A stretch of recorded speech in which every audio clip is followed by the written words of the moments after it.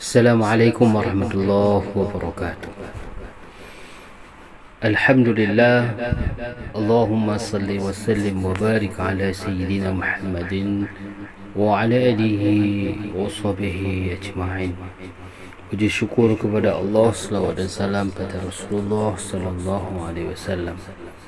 Hadirin kaum muslimin yang berbahagia, dimanapun juga saat ini kita berada, yang bisa dapat mendengar suara kami tentunya.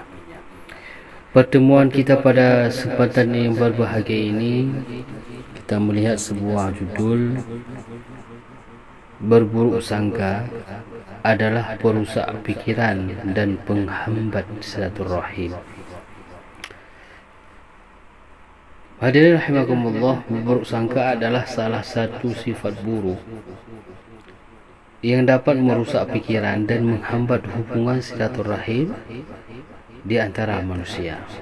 Jika sikap ini terdapat di dalam diri seseorang, maka yang dirusaknya adalah pikiran, ide dan pandangannya. Hal yang kedua yang dirusak oleh sikap buruk sangka adalah hubungannya dengan orang lain. Kalau setiap manusia memiliki sikap buruk sangka di dalam diri mereka, maka hubungan antara dia dan orang lain pasti tidak baik. Nah, buruk sangka adalah suatu sifat yang sangat berbahaya, tidak hanya bagi diri dan pribadi yang memiliki sikap itu, tetapi juga akan berbahaya dalam hubungannya dengan sesama.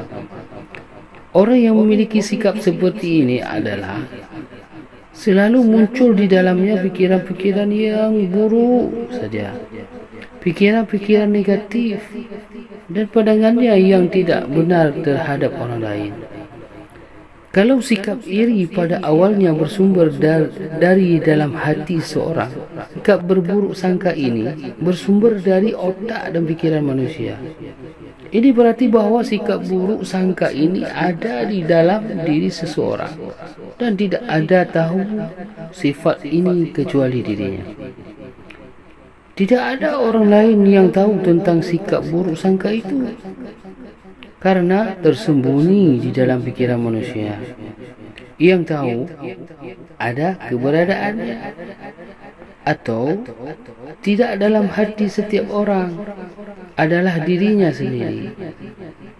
Nah, hari berbahagia kemudian sikap buruk sangka itu berwujud dalam bentuk sikap, ucapan atau kata-kata yang keluar dari mulut pemiliknya.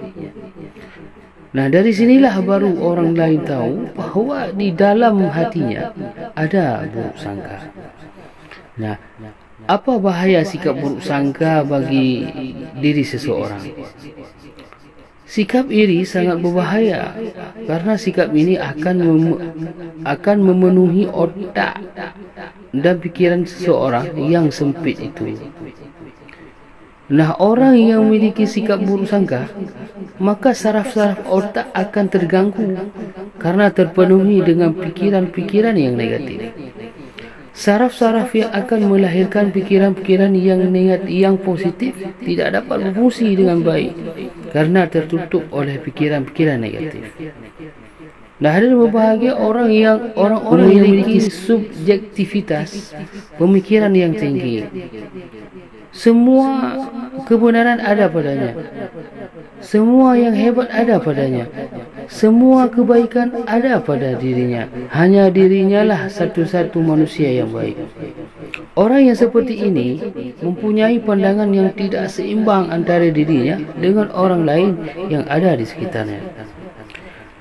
Nah, hari berbahagia kalau ada orang lain yang memiliki kelebihan daripada dirinya, dia akan terpandang dan mengatakan bahawa kelebihan yang ada pada orang itu bukanlah kelebihan yang diperoleh dengan cara yang benar. Kelebihan yang diperolehnya itu adalah dengan cara yang tidak benar. Nah, kalau ada orang lain yang menduduki suatu jabatan yang lebih tinggi daripadanya, dia akan berkata misalnya bahawa jabatannya itu diraih bukan dengan jalan yang benar, tetapi diperoleh dengan jalan tidak benar. Kalau ada orang lain yang melakukan sesuatu, maka sesuatu itu dipandangnya tidak benar. Nah, hadirin berbahagia yang dirahmati Allah, apa bahaya sifat buruk sangka di dalam hubungan dengan orang lain? Ya, sikap buruk sangka ini sebenarnya akan melahirkan suatu sikap yang memandang bahawa orang lain selalu salah, selalu tidak benar. Apa yang diraih oleh orang lain dipandangnya diraih dengan cara yang tidak benar. Sikap ini muncul karena adanya anggapan bahawa dirinya lah yang baik dan orang lain yang lebih daripadanya tidak. Nah, hadirin berbahagia yang dirahmati Allah Subhanahu wa taala, seseorang yang datang padanya dengan tujuan yang baik dipandangnya datang untuk sesuatu yang tidak baik. Pendekannya, orang yang memiliki buruk sangka pasti memandang orang lain selalu dalam posisi yang tidak benar, dalam posisi tidak baik. Bisa anda bayangkan kalau pikiran dan otak anda penuh dengan pandangan dan pikiran yang negatif seperti itu, yang selalu ada dalam pikirannya adalah pertanyaan-pertanyaan seperti ini. Mengapa dia bisa demikian? Mengapa dia bisa mendapatkan seperti itu? Mengapa dia bisa memperoleh yang demikian? Jawabannya yang diberikan adalah semua negatif. Nah, hadirin berbahagia dimanapun kita berada yang mendengarkan suara kami, buruk sangka di dalam pikiran kita akan membuat saraf-saraf pikiran menjadi berat dalam pekerjaan, karena dia bekerja untuk memikirkan hal-hal yang buruk bagi orang lain.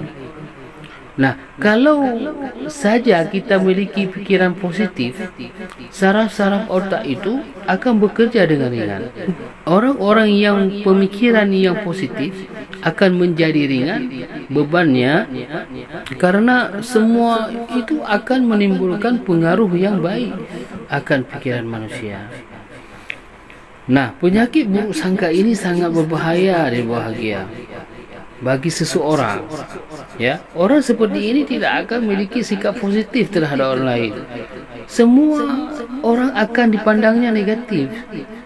Nah, begitu juga sebaliknya, orang yang berfikiran positif selalu mendapatkan orang lain dengan sudut pandang yang baik. Bahkan orang lain yang sudah jelas salah bagi dirinya, bahkan masih menganggap orang itu adalah orang baik. Ya, semoga kita semua dijauhkan oleh Allah dari sifat buruk sangka dan menunjukkan kita kepada sikap berbaik sangka atau berpikiran positif. Ya, mudah-mudahan ada manfaatnya. Mohon maaf atas segala kekurangan. Amin amin ya rabbal alamin. Wallahu a'lam bissawab. Wassalamualaikum warahmatullahi wabarakatuh.